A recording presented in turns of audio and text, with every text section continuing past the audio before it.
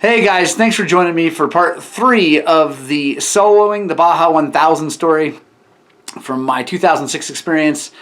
I hope you guys are liking this stuff. It seems like you do. If you do, if you could take a little time, go ahead and hit the subscribe button. That would mean the world to me. Also, go ahead and click the little notification bell because that will alert you to all of our new videos. And yeah, we're doing a ton of them, but hopefully they're informative and good. And comment below. Let me know what you guys want to hear about. Let me know what you think about the story. It means a lot, guys. Thank you so much. Here we go. Dirt bikes! I hit him. Boop, boop, boop, up on the front wheel. Oh, no. Can't save it. Crash into a huge pile of choya. Like, a huge pile of choya. And they're stuck all over me. I mean, all over my arms, my chest. I didn't have it in my face, fortunately, because I had my helmet and everything on, but like, it was, dude. So I get up, and I'm doing the pick out choya of shame, and I'm like trying to get them off. I don't have a comb or I'm such a noob. I don't know what I'm doing. I'm trying to get them out, throw them out, and everybody comes by me, and they just ride right by me. Because they see I'm alive, right? I'm not dead. And they see what I'm doing. I'm picking out choya. I'm not like broken. So they just on by me. Like it was the first little humble pie I got to eat. I'm like, oh, jeez, okay. So we keep going, and we're having a blast, honestly. It's super fun, so much fun. Every night we're drinking beers, we're just partying at night, everything's great. And then the final day of pre-running, we're going along, Anna and I are the only ones pre-running now. Everybody else is like, yeah, I'm done. There's too much silt up ahead. I don't want to do it. Because the other guys, they'd all raced it a million times. And they weren't racing solo, so they knew the sections they needed to do. And so all the other guys are like, yeah, you can have fun with that. So I take off, because I'm on the 400. I know it's going to take me longer. So I take off, go along, hit my first giant silt beds, middle of the night, because we're doing this thing at night on purpose because we know that's when we're going to be doing it during the race.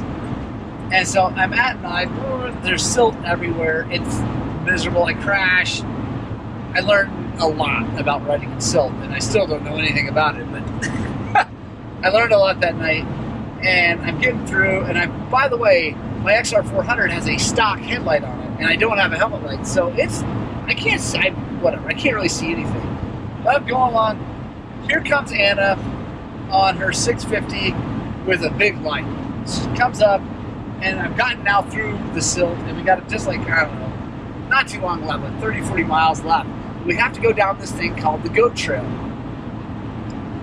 And it drops down to the pavement, then you go into La Paz, you're right there. I don't know where I am. She knows what's coming up, and she's like, you just go ahead, I'll use my light to help light your way. Thanks a lot. We're going along, and we're bebopping down, and it's rough, rocky stuff, but that's what I'm used to. So I'm like, okay, we're good. But again, I don't have a headlight worth of crap, and I'm just using the light behind me from Anna, and so it's not very good.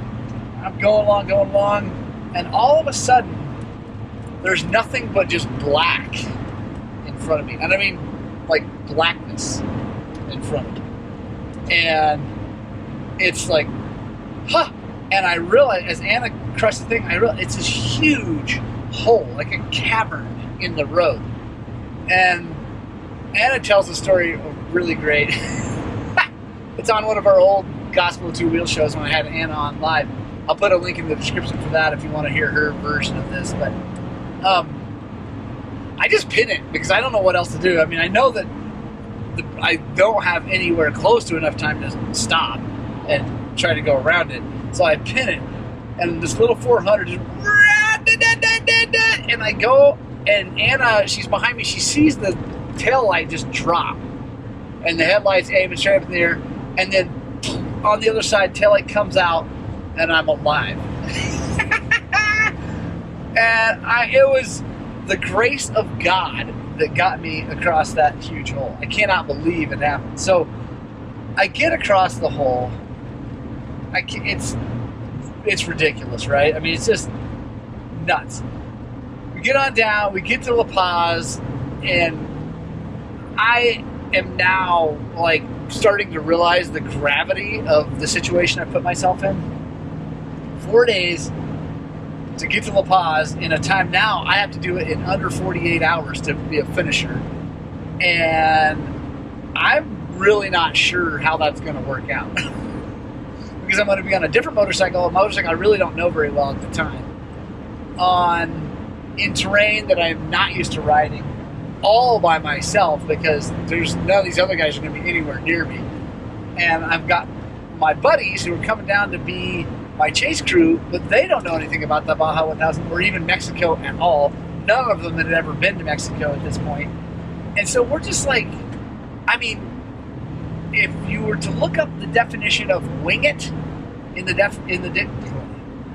you were to look up the definition of wing it in the dictionary, this experience is that. I am telling you, man, we were full on winging it. And I had hired, by the way, I had hired a company called Baja Pits to be my pit crew because I didn't have the money for the Honda pits. And so that was interesting. That's coming later in the story to talk about what that was like. So I'm like, drive back up to Ensenada. I'm seriously questioning the whole situation. Although, like, part of me, of course, the bravado macho part of me is like, I got this covered. I'm going to crush this thing. But down deep, like, I'm seriously questioning whether or not I should even do this. But my buddy Jeff's with me. My two other buddies are coming down. I got to go. I paid the money. I mean, I'm out many thousands of dollars. And we're going racing. So we're done with the pre-running. We've gotten back to Ensenada. My other two buddies from Fort Collins have come down. We meet. We are now doing final prep on race bikes for the actual race, right? We're in this little hotel that's got this like courtyard, and we're in there, and it's one of the coolest experiences of the whole situation. I'm sitting there, and Chris freaking Blaze is helping Anna get her bike ready, right? So it's Chris Blaze. If you don't know who Chris Blaze is, please look that up. He's a legend, right? So he's helping get things ready. And he looks at me, he's like, so what are you going to do about peeing? I'm like, what do you mean, what am I going to do about peeing? I'm going to stop and pee. He's like, no, you're not. I'm like, well, yeah, absolutely. I'm soloing this thing. I got all the time in the world. I'm going to get off and pee. He's like, no, you're not. And Anna's like, no, you're not. I'm like, what are you people talking about? He's like, dude, you got to. He's like, oh, yeah, all the pros run external catheters. They just pee while they're riding. I'm like, well, I definitely don't have that. I said, well, you're just going to have to pee your pants. I'm like, pee my pants? What are you talking to? Everybody around like, yep, going to have to pee your pants. I'm like, I'm not peeing my pants. I haven't peed my pants since a little kid. I'm not peeing my pants. And so I'm like, yeah, whatever. He's like, yeah, you'll get used to it. It'll be no big deal. So I'm like, you people are nuts. Whatever. So we get done prepping the bikes, go to bed. 4:30 the next morning, we get up. My guys are up, and they're at them. They hook the trailer up to the truck, and they're parking one truck there, just taking one truck down with us all together. And they're like, all right, we're going to meet you at El Crucero. It's about 380 miles into the race-ish, whatever. And they're like, we'll see you there, dude. So they take off. It's me with an XR 650, some stuff on my back, no spot device, no satellite phone, no nothing, man. Like super low budget. So I go out. They take off to go down there. Race starts at like 6:30. That's when the first guys go off back then. Now they've changed everything now, but before the bike started at 6:30. Then there's a big long break, and then they let the trophy trucks go. And so I go get on the bike. Fire's right up. It's cold, by the way. Baja, Ensenada at least, in November can be pretty stinking chilly early in the morning. So it's cold. I get the bike fired up. I'm riding down. I stall it because, whatever. I just stall it at a stop sign going down to the start. And whatever. Pull the Kickstarter out. Kick. Thing won't start. like will not start. And I'm like, oh my God. And I'd started it by this point. I knew how to start an XR650, but it would not start. So I start to panic. It's like, oh my gosh, I foul a plug, all this stuff. I kick it a few more times. It finally lights up. Like, okay, whew, all right. So I take off, get down to the start line, find my position in line. It was 217X, and I'm in line, ready to go, and start going. You know, the bike started taking off every 30 seconds. Finally, it's my turn. I go, whoa, and like, there's not a lot of things in life that are as exhilarating as starting the Baja 1000 on a motorcycle. I can say that starting a big desert race and a bomb run is right up there, but it is absolutely crazy time. There are Mexicans, Americans, people from all over the world lining the streets, and you're just charging through the streets of Ensenada at first. And they built jumps, and it's like, it's just craziness, and it's so much fun, so exciting. You leave town, you go, and now you're out on your own, right? Riding dirt roads, stuff like that, and it's all kind of mellow at first. And I remember very clearly the first time I had to pee. And I'm like, oh, I gotta pee. And I was probably only like 50 miles in, because I've been drinking a ton of water to stay hydrated, starting in the morning and everything. And so I'm like, ah, so I pull over, I get off, go, I'm peeing, and just whoa, bikes are going by. I'm like, oh. So I hurry, get back on the bike, go. Now, probably about 100 miles in, I gotta pee again. I'm like, you gotta be kidding me. And I pull over, I pee. I'm like, this is not good. They're right. I'm losing way too much time. So I get back on, riding. I get outside of Valley de Trinidad, going down this big, long pavement section, and I gotta pee again. And now there's people around because there was a speed limit on the pavement, and you couldn't pass. I mean, basically, you're just stuck in a position, and there's people behind you, in front of you. And you go along down this road, you're doing 60 miles an hour, which feels really slow, by the way, and during a race on pavement. And I gotta pee so bad. I'm like, well, I guess they're right. So, if you've never peed yourself as an adult, which I hope maybe you haven't, unless you've raced 1,000 or something like that, it's incredibly hard to pee your pants as an adult, because you've been trained your entire life not to pee in your pants. And it's amazing how stinking hard that is, especially sitting on a motorcycle doing 60 miles an hour, trying to pee your pants, and thinking to myself, this is the most ridiculous thing I've ever done. Not only this race, but now I'm peeing my pants. It's crazy.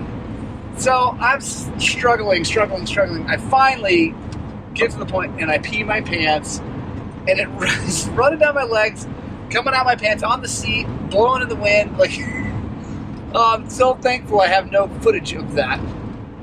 But so I'm like, oh my gosh, but it feels amazing, right? Because I finally peed. And so take off, and like, it was crazy, because actually as the race went on, it got easier and easier just to pee myself. When I had to. By the end of it, I could just like pee walking down the street probably if I had to.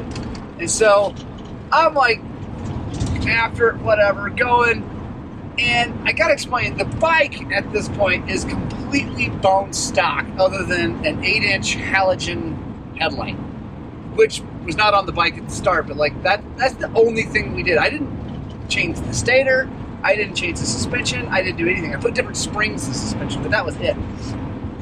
It's bone stock. And so I'm racing, I'm getting my butt just kicked by this thing. The suspension's just beating the heck out of me. And it's horrible. But I'm whatever, keep going. And the only reason I knew it was horrible is because I was on the thing so long. I mean, I'd ridden the bike, but I'd never ridden it that far, in that terrain. So I'm starting to realize the thing is just beating me up. Fast forward 380 miles in, I pull into El Crucero. I'm wiped already, and I'm not even halfway through the thing. And I get there, my friends are there, they're like, how's it going? I'm like, And they can see my face. I'm like, oh, it's going good. And they can see that's not what's happening. I'm miserable. I sit down to take a break and get something to eat. Okay, can you go just back all the clickers off on the thing? Just back them off. I don't know. It's terrible. The suspension's horrible. Okay, so they don't know what they're doing. I mean, they're not mechanics. So they back them all off, and I think that that's going to help. But whatever. So I sit there. They're like, Anna already came through. She's doing great. I'm like, okay, great. And she started way ahead of me, so I didn't think much of it. I didn't think much of the fact that she'd already come through, and she's beating me. But she started probably 45 minutes before I did, or maybe not, maybe 30 minutes, because she was in the pro class and I'm way back in the sportsman class. So I'm going. I get back on the bike. I'm riding, and I'm realizing, like, this is way harder than I thought it was going to be. Way harder. And after El Crucero, you head down, you get to the Bay of LA, Bahia de los Angeles. And you get to Bay of LA, a little town, and at that point, it's getting dark on me already, right? Because I'm going so slow. And starting to get dark. I get to Bay of LA, go through the checkpoint, go out into the dirt again, and I'm cruising along, the sun's going down. It's kind of a magical moment, honestly. It's beautiful, and it's gorgeous, and you're racing the Baja 1000, and I'm kind of all by myself, not a lot of people around me anymore. And I'm going along, the sun goes down, I'm cruising, and all of a sudden I see the first flash of headlights from a trophy truck.